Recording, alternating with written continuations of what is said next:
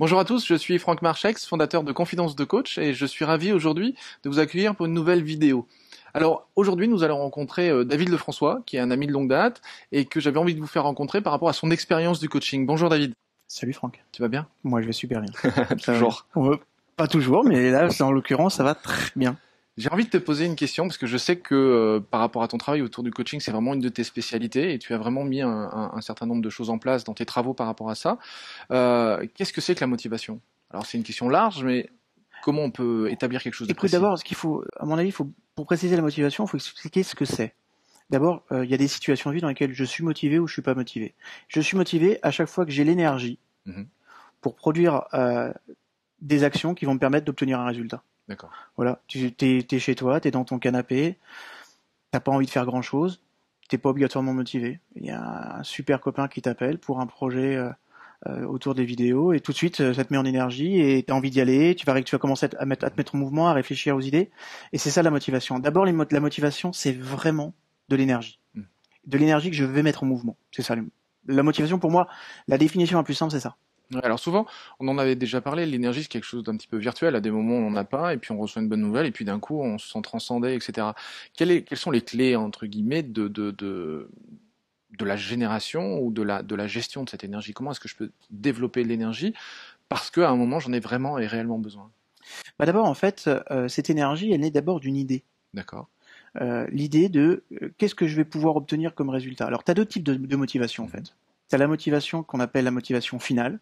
Tu as des personnes qui sont motivées par le fait de dire tiens, quand j'aurai atteint mon objectif, je vais pouvoir avoir un tas de bienfaits qui vont faire que, et du coup, ça me met en énergie, j'ai monté une énergie, et cette énergie, elle est liée aussi, d'un point de vue purement psychologique, à de l'énergie psychique, à une activité qui est d'abord une activité neuronale, ensuite une activité transneuronale, c'est-à-dire que je vais avoir l'activation de neurotransmetteurs spécifiques, et ensuite ça se traduit par du mouvement, de l'action et puis de l'énergie. Voilà. D'accord.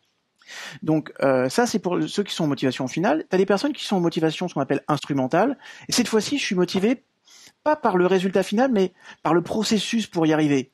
Tu vois, c'est pas par la Coupe du Monde que je vais gagner, mais par le fait d'abord que je suis avec des super potes avec lesquels j'étais dans différents clubs et que pour une première fois on va tous être réunis ensemble et que d'abord on va se marrer. Et ce type de motivation est une autre forme de motivation. Alors t'en as qui sont complètement instrumentales, d'autres qui sont complètement finales.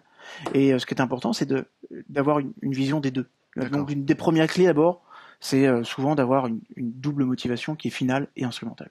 Oui, les deux, vraiment fonctionner sur à la fois qu'est-ce que je vais obtenir et à la fois comment est-ce que je vais l'obtenir. Mais oui, parce qu'en fait, ce qui est intéressant quand on parle de motivation, c'est qu'à chaque fois, on me pose souvent la même question, hein, c'est quoi les clés de la motivation? Ce qui est plus important parfois pour les individus, c'est pas tant de savoir qu'est-ce qui me motive, mais qu'est-ce qui surtout me démotive. Et je pense qu'un bon expert en motivation, c'est aussi un super expert en démotivation. Parce que toi et moi, on a eu des expériences de vie différentes, on a eu des parcours de vie différents, puis à un moment donné, on s'est fixé des objectifs qu'on a atteints ou qu'on n'a pas atteints. Ça a généré des formes de programmation personnelle qui font qu'à un moment donné, bah, toi, tu as des stratégies pour te motiver, qui peuvent être différentes des miennes, ou les mêmes, et puis tu as des stratégies qui te démotivent. Par exemple, peut-être que y a des personnes, ils adorent lancer un projet, puis très rapidement, ils s'essoufflent. Ok.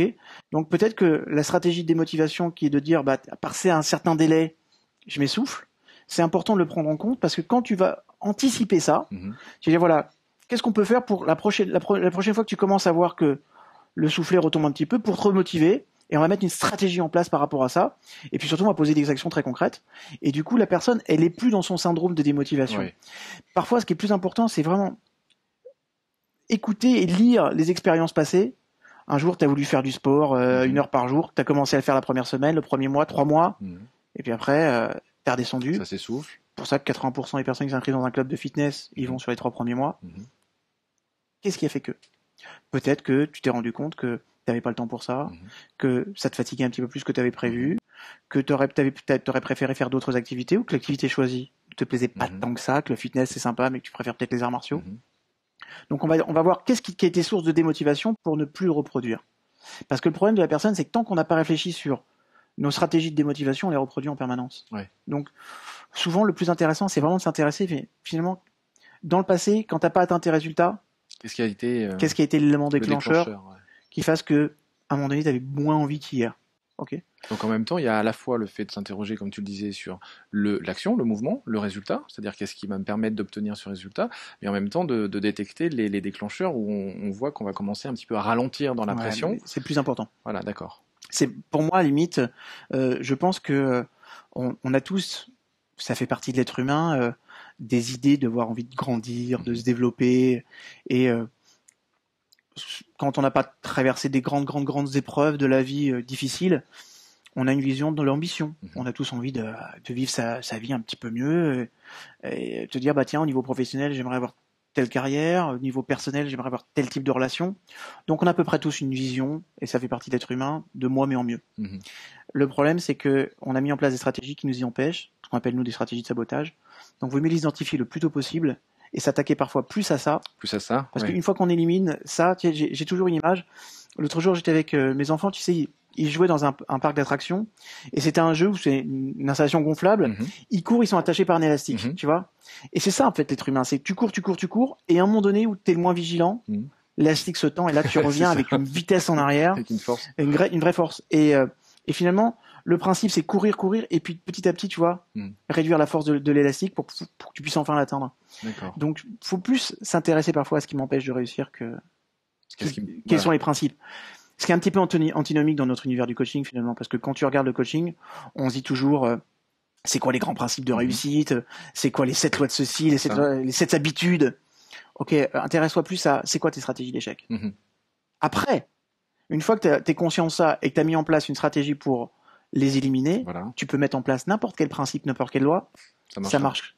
Mais la plupart du temps, on a tous lu des super bouquins de développement personnel, parmi les meilleurs, il y a c'est les mêmes qui tombent sur le marché, on se les refile entre nous. C'est clair. Mais au final, tu t'aperçois que la vraie raison pour laquelle je mets pas ça en œuvre, c'est que j'ai des travers, des tendances personnelles, des habitudes, les des programmes, dont tu parlais, les fameuses stratégies de sabotage qui m'empêchent de. Donc, élimine ça, et après tu vas beaucoup plus vite, beaucoup plus loin. Génial. Merci David. Avec plaisir. Et moi je vous encourage vraiment à découvrir David, notamment par l'intermédiaire de ses différents sites internet. Alors tu me parlais d'un magazine qui s'appelle www.potentiel-magazine.com. Voilà, et aussi par l'intermédiaire de ton site internet au niveau des neurosciences, qui est institut-d-neurosciences au pluriel.com. Donc vous pourrez découvrir plus d'informations à propos de David et je vous encourage vraiment à en savoir plus. À bientôt. Avec grand plaisir. Salut. Merci à vous. C'est bon? Ah, c'est parti. La fois que j'ai avec moi accent belge. Je reçois aujourd'hui Antoine Robin. Et on reviendra pas sur quel type de formation on sent. Bonjour David, tu vas bien? Faut le zapper en pile? Les tiennes ou les miennes? Ça doit être les tiennes. Là tu m'entends, c'est sûr.